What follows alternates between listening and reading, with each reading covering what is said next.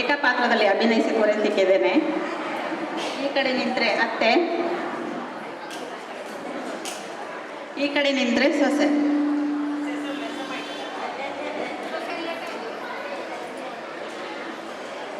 ಮನೆ ಕೆಲಸ ಎಲ್ಲ ಮಾಡಿ ನನಗೆ ಸಾಕಾಗಿ ಹೋಗಿದೆ. ಮಗನಿಗೆ ಮದುವೆ ಆಗಿದೆ, ಆದರೂ ಕೂಡ ನನ್ನ ಸೊಸೆ ಯಾವ ಕೆಲಸ ಮಾಡಲಿಕ್ಕೂ ಬರ್ತಾ ಇಲ್ಲ. ನನಗೂ ಈ ಸೌಟು ಹಿಡಿದು ಹಿಡಿದು ಸಾಕಾಗಿ ಹೋಗಿದೆ.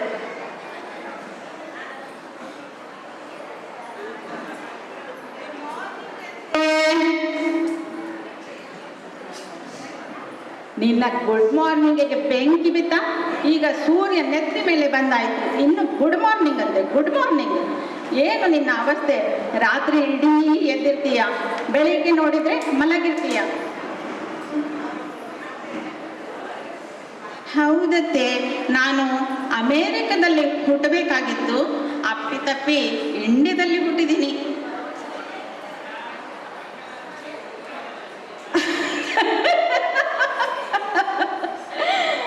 ನನಗೆ ನಗು ಬರ್ತದೆ. ಯಾಕೆ ಗೊತ್ತಾ, ಇವಳು ಮದುವೆ ಆದಮೇಲೆ ಪರ್ಕಳಪೇಟೆ ದಾಟಿನೇ ಹೋಗಿಲ್ಲ, ಇನ್ನು ಅಮೇರಿಕಂತೆ, ಅಮೇರಿಕ.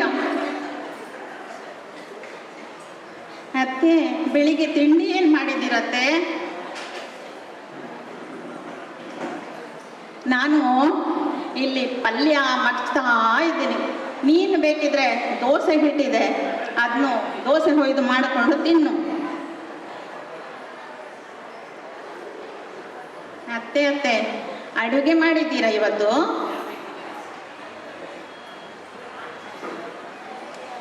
ಅಡುಗೆ ಪಲ್ಯ ಮಗ್ಸ್ತಾ ಇದ್ದೇನೆ, ಕಾಣ್ತಾ ಇಲ್ವಾ? ಅನ್ನ ಮಾಡಿದ್ದೀನಿ, ರಸಮ್ ಒಂದು ಮಾಡ್ತೀಯಾ? ರಸಮಿಗೆ ಎಷ್ಟು ಸೀಟಿ ಬೇಕತ್ತೆ? ಅಯ್ಯೋ ಶಿವನೇ, ರಸಮಿಗೆ ಸೀಟಿ ಅಂತೆ, ಸೀಟಿ. ಇವಳು ಇಡೀ ಪರ್ಕಳಪೇಟೆ ಸುತ್ತಾಳೆ, ಅಡುಗೆ ಮನೆ ಕಡೆ ಮಾತ್ರ ಬರ್ತಾ ಇಲ್ಲ. ಏನು ಮಾಡೋದು? ಈಗೆಲ್ಲ ನೋಡಿ, ಅದು ಬಿಗಿ ಟೊಮೆಟೊ ಎಲ್ಲ ಉಂಟಲ್ಲ, ಅದರಲ್ಲಿ ಆರ್ಡರ್ ಮಾಡಿ ಫುಡ್ ತರ್ತಾರೆ. ಅವರಿಗೆ ಅಡುಗೆ ಮನೆ ಯಾಕೆ ಬೇಕು? ಅತ್ತೆ ಅತ್ತೆ, ಅದು ವಿಗ್ಗಿ ಅಲ್ಲ, ಸ್ವಿಗ್ಗಿ. ಟೊಮೆಟೊ ಅಲ್ಲ, ಝೊಮ್ಯಾಟೊ. ನನಗೆ ಗೊತ್ತಾಗಲಿಲ್ಲ ಬಿಡು, ನಾವೆಲ್ಲ ಹಿಂದಿನ ಕಾಲದವರು, ಅದಕ್ಕೆ ನಮಗೆ ಅದೆಲ್ಲ ಗೊತ್ತಾಗೋದಿಲ್ಲ. ಮನೆಯಲ್ಲಿ ಮಾಡಿದ್ದೇ ನಾವು ತಿನ್ನೋದು.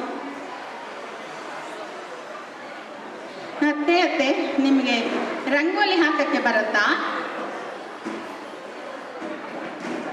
ರಂಗೋಲಿನ? ಅದರಲ್ಲಿ ನಾನು ತುಂಬ ಎಕ್ಸ್ಪರ್ಟ್. ನಿಮಗೆ ಹೇಳಿಕೊಡಬೇಕಾ? ಹೇಳಿಕೊಡ್ತೀನಿ.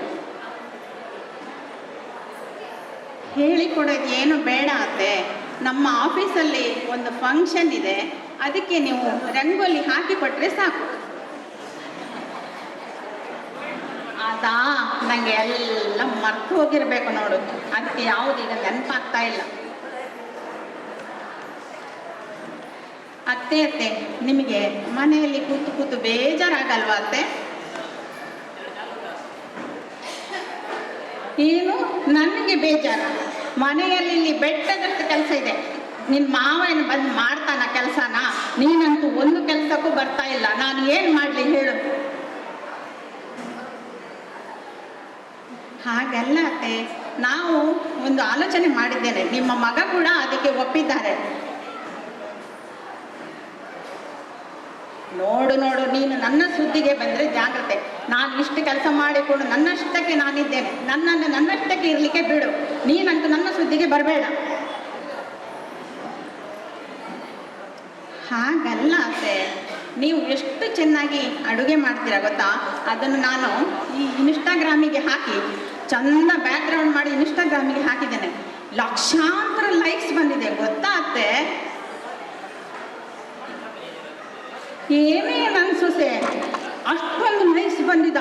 ನನ್ನ ಈ ಸೌಟಿಗೆ ಬೆಲೆ ಬಂದಿದ್ಯಾ? ಹೌದತ್ತೆ, ನೀವು ಚೆನ್ನಾಗಿ ಅಡುಗೆ ಮಾಡಿ ನಾನು ಅದನ್ನು ವಿಡಿಯೋ ಮಾಡ್ತೀನಿ. ಖಂಡಿತ ನಿಮಗೆ ಲಕ್ಷಾಂತರ ಲೈಕ್ ಬರುತ್ತೆ, ತುಂಬ ಹಣವೂ ಸಂಪಾದನೆ ಆಗುತ್ತೆ. ಅಯ್ಯೋ ನನ್ನ ಜಾಣ ಸೊಸೆ, ಮುದ್ದು ಸೊಸೆ, ನೀವೆಲ್ಲ ಇವತ್ತು ಮಹಿಳಾ ದಿನಾಚರಣೆಗೆ ಇಷ್ಟು ಜನ ಸೇರಿದ್ದೀರಲ್ಲ. ನನ್ನ ಸೊಸೆ ವಿಡಿಯೋ ಮಾಡ್ತಾಳಂತೆ. ನಾನು ನಿಮ್ಮನ್ನು ಯೂಟ್ಯೂಬಲ್ಲೇ ಭೇಟಿಯಾಗ್ತೇನೆ. ಖಂಡಿತ ನನ್ನ ವಿಡಿಯೋನ ಲೈಕ್ ಮಾಡಿ, ಶೇರ್ ಮಾಡಿ. ನನ್ನ ಸೊಸೆ ಈಗ ಕಾಯ್ತಾ ಇದ್ದಾಳೆ. ಮುಂದೆ ನಿಮ್ಮ ಭೇಟಿ ಯೂಟ್ಯೂಬ್ನಲ್ಲಿ. ಈ ಸೌಟಿಗೂ ಬೆಲೆ ಬಂದಿದೆ ನನ್ನ ಸೊಸೆಯಿಂದ. ಬರ್ತೀನಿ. ಧನ್ಯವಾದ.